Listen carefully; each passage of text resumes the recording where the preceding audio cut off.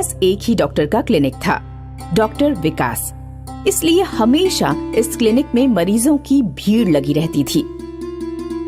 एक दिन की बात है, ललित अपने पेट दर्द से परेशान होकर डॉक्टर के पास आया।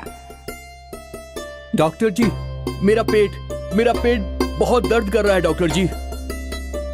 डॉक्टर ने ललित के पेट की जांच की और बोला, लगता है तुम्हें फूड पॉइजनिंग हुई है। बाहर का खाना खाकर तुमने अपना ये हाल कर लिया है।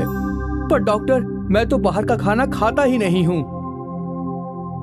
याद करो, तुमने जरूर कुछ ना कुछ बाहर का खाया ही होगा। हाँ, याद आया।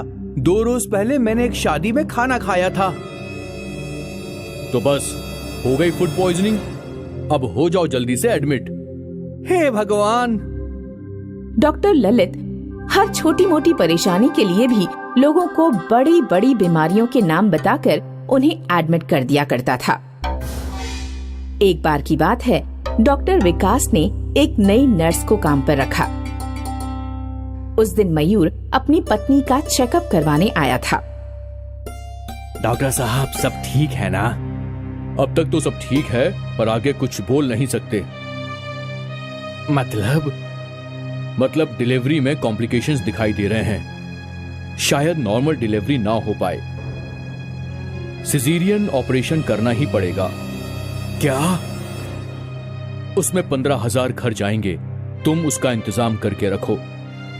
ठीक है डॉक्टर। जैसे ही मयूर और बिंदु रूम से बाहर गए तो वो नर्स डॉक्टर के पास आई। ये क्या डॉक्टर, आपने उस औरत को सिजेरियन क्यों बोला?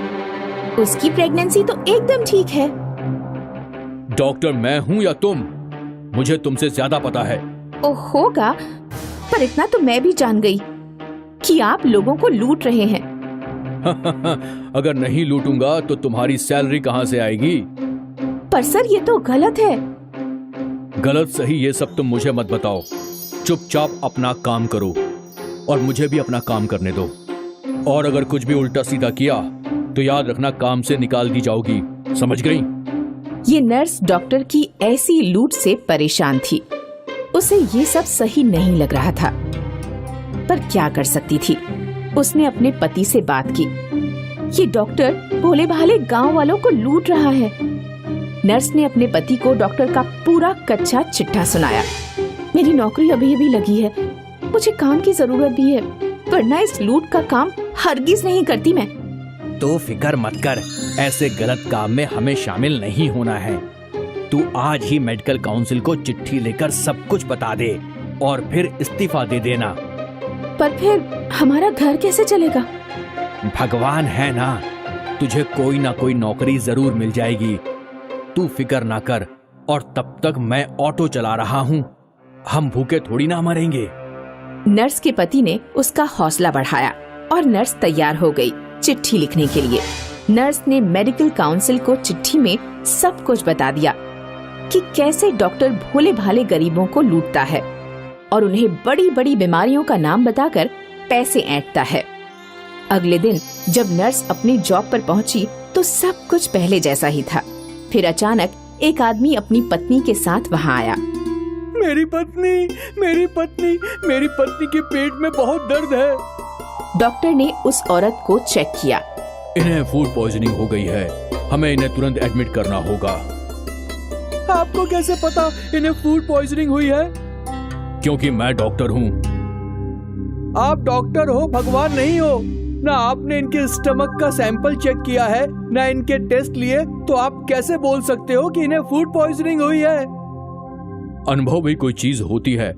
डॉक्टर को सालों का अनुभव होता है। लेकिन आज हम आपको एक नया अनुभव देंगे।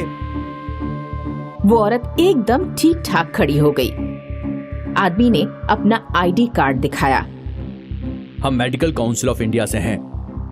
हमें आपके खिलाफ कंप्लेंट मिली थी, इसलिए हम यहाँ आपको रंगे हाथों पकड़ने आए थे और आप पकड़े गए हैं। क्या? तभी पुलिस अंदर आई और डॉक्टर को हथकड़ियां पहना दी गई। आपका मेडिकल लाइसेंस कैंसिल किया जाता है और मरीजों को लूटने के जुर्म में आप पर कार्रवाई की जाएगी। डॉक्टर को पुलिस पकड़ कर ले गई। और फिर उस मेडिकल ऑफिसर ने पूछा। यहाँ नर्स रेनू कौन है? नर्स आगे आई। थैंक यू, आपने अपना काम बखूबी किया। इन जैसे कुछ लालची डॉक्टरों की वजह से मेडिकल प्रोफेशन का नाम बदनाम होता है, पर नर्स आपने इस डॉक्टर की असलियत सबके सामने लाकर साबित कर दिया है कि मेडिकल प्रोफेशन अब भी एक नोबल प्रोफेशन है। Thank you. आपको हेड नर्स की पोजीशन पर प्रमोट किया जा रहा है और जल्दी इस क्लिनिक में एक न्यू डॉक्टर आएंगे। Thank you nurse Renu.